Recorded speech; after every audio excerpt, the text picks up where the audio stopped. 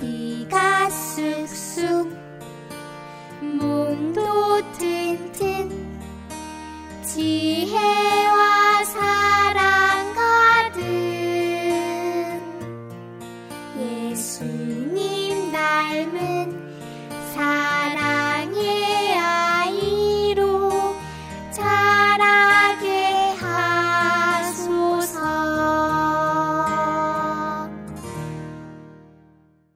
나는 하나님을 사랑하고 예수님을 닮아가며 믿음의 꿈을 가지고 세상에 기쁨 되는 예수님의 꼬마 제자가 된다. 아멘.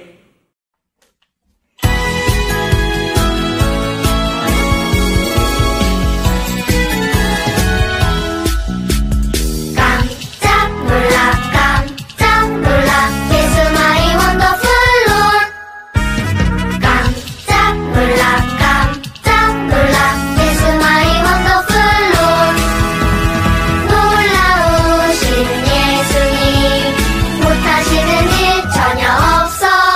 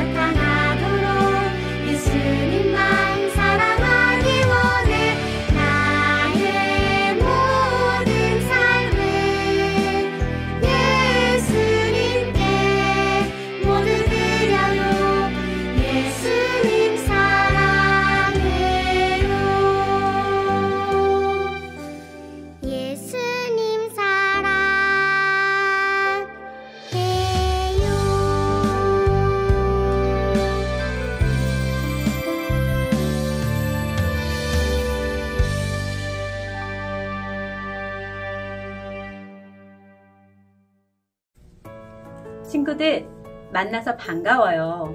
오늘은 2025년 1월의 둘째 주 주일 예배예요. 오늘은 우리가 하나님께 예배를 더 잘 드리기 위해서 말씀을 들을 때 지켜야 할 약속 2가지를 이야기해 줄 거예요.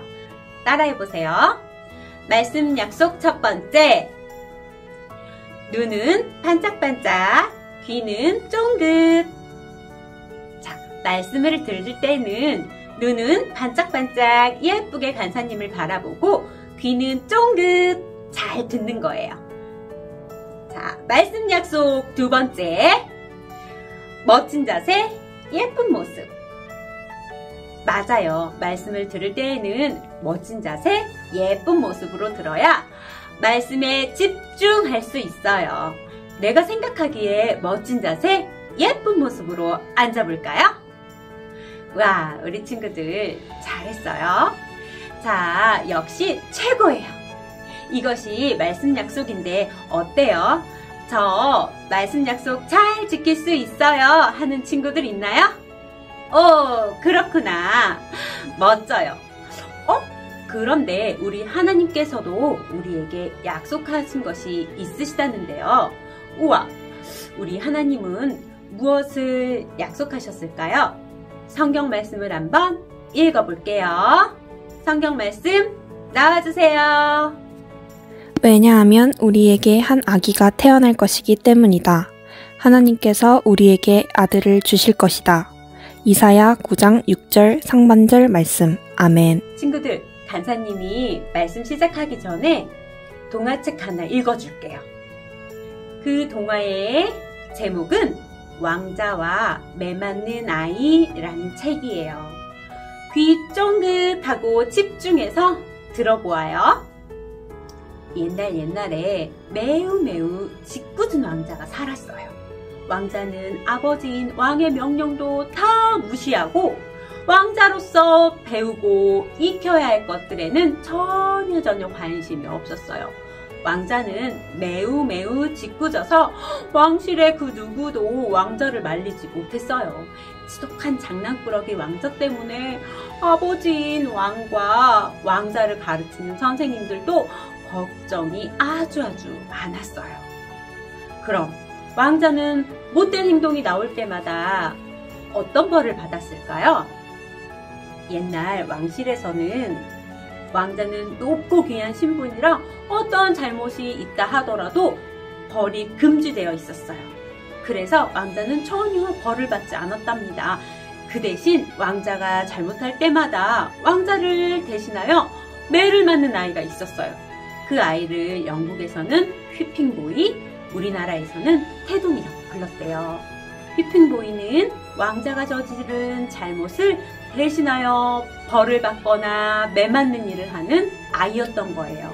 이 휘핑보이는 하수구에 살면서 쥐를 잡는 아버지를 둔 불쌍한 아이였어요. 왕실에 오기 전에 무척 가난하고 지저분한 곳에서 살면서 힘든 환경에서 지냈지만 왕실에서 대신 매맞는 아이로 사는 생활이 너무너무 힘들어 바깥 하수구 생활을 무척 그리워했대요.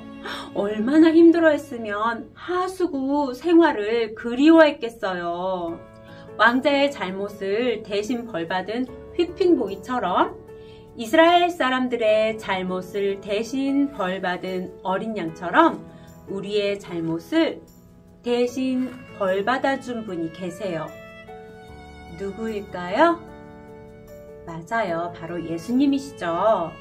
오늘 함께 읽은 이사야 말씀에서 하나님은 우리에게 아들을 주실 거라고 약속하셨어요. 우리는 하나님과 연결되어야 하는데 죄로 인해 하나님과 끊어지게 되었어요. 죄가 없어야 하나님과 다시 연결이 되는데 죄가 없어지려면 꼭 필요한 것이 있어요. 바로 피예요. 간사님, 그럼 우리가 다쳐야 한다는 건가요? 너무 무섭죠? 걱정 마세요. 하나님은 우리가 무서운 일을 당하지 않게 하시려고 태동이 휘핑보이처럼 예수님을 보내셨어요. 예수님은 이 세상에 오셔서 우리의 죄 때문에 고통을 당하셨어요. 사람들에게 손가락질을 당하시고 채찍에도 맞으시고 힘들고 무서운 일을 겪으셨어요. 그리고 십자가에서 피 흘려 돌아가시기까지 하셨어요. 그래서 우리가 하나님과 다시 연결될 수 있었던 거예요. 우리가 가진 죄는 우리 힘으로는 절대 해결할 수 없거든요. 그런데 예수님과 태동이 휘핑보이가 다른 점이 한 가지 있어요. 태동이와 휘핑보이는 대신 벌을 받고 돈을 받고, 대신 벌을 받을 때마다 돈 받는 것만 떠올리면 참아냈어요. 그러나 예수님께서는 대신 벌을 받으시면서 얻는 것이 하나도 없으셨어요. 오직 우리를 사랑하는 마음으로 벌을 받으신 거예요. 예수님의 고통으로 우리가 나음을 입었다고 성경에 써 있어요. 말씀 볼까요? 그러나 그가 상처 입은 것은 우리의 허물 때문이고 그가 짓밟힌 것은 우리의 죄 때문이다. 그가 맞음으로 우리가 평화를 얻었고 그가 상처를 입음으로 우리가 고침을 받았다. 이사야 53장 5절 말씀.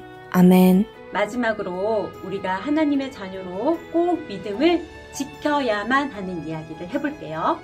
친구들, 혹시 부모님이 우리 친구들의 잘못 때문에 대신 혼나거나 사과하는 거 본 적 있어요? 간사님의 아이가 어렸을 때 간사님의 아이가 모래놀이터에서 친구랑 놀다가 모래가 친구에게 쏟아져 많이 불편해했던 날이 있었어요. 그날 그 친구와 부모님에게 가서 사과를 했어요. 간사님이 왜 그랬을까요? 간사님의 아이의 잘못을 간사님이 대신 가지고 와서 사과한 이유는 나의 아들이기 때문에 그랬어요. 아들과 엄마라는 관계라서 그렇게 할 수 있었던 거예요. 아무 상관없는 관계라면 안 했겠죠. 우리가 하나님의 자녀이기 때문에 죄사함의 은혜가 있다는 걸 잊으면 안 돼요. 우리도 믿음을 지키는 하나님의 자녀로 살아야만 죽음을 면하는 죄사함이 있다는 걸 꼭 기억해야 해요. 꼭꼭 약속해 하고 약속하신 하나님은 약속을 지키셔서 예수님을 보내셨어요. 그리고 또 다시 오리라는 약속을 주셨어요. 하나님은 또 꼭꼭 약속을 지키실 거예요. 언제가 될지는 아직 모르지만 하나님이 약속하셨기 때문에 예수님은 반드시 다시 오실 거예요. 우리 친구들은 하나님의 약속을 의심하지 않고 믿음으로 그날을 기다릴 수 있나요? 예수님이 이 땅에 다시 오신다는 사실을 의심하는 사람들은 예수님이 이 땅에 오셨을 때 부끄러워서 막 숨고 싶을 거예요. 그러나 믿음으로 기다리는 우리 친구들은 예수님이 이 땅에 다시 오셨을 때 기쁨으로 맞이할 수 있을 거예요. 저는요, 예수님이 이 땅에 오셨을 때 예수님 어서 오세요 하고 기쁨으로 예수님을 맞이하고 싶어요 하는 친구 있나요? 손 한번 번쩍 들어볼까요? 좋아요. 그 손 그대로 모아서 기도로 말씀을 마치겠습니다. 사랑이 많으신 하나님, 저희는 약속을 이루어주시는 하나님이 예수님을 다시 보내주신다는 약속을 함을 압니다. 하나님, 약속을 꼭꼭 이뤄주시는 하나님을 저희는 믿습니다. 예수님이 다시 오시는 그날까지 저희는 그 약속을 믿고 기억하며 하나님 안에서 하나님 자녀로 살아가며 기다릴 수 있도록 해주세요. 예수님의 이름으로 기도드렸습니다. 아멘.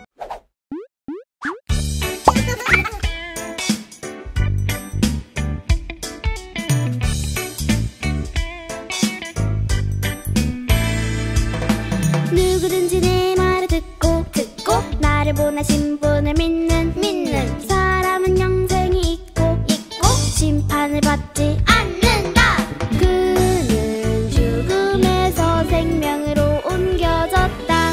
요한복음 5장 24절 말씀. 아멘.